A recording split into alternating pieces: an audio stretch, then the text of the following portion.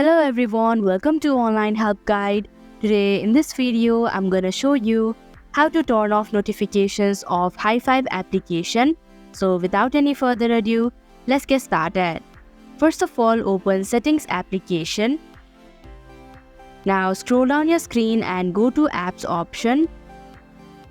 Tap on Manage Apps. Here in the search bar, type in hi5. Go to Notifications option. Here you'll just have to turn off the button of Show Notifications. So that is how you can turn off notification of hi5 application. Thank you for watching Online Help Guide.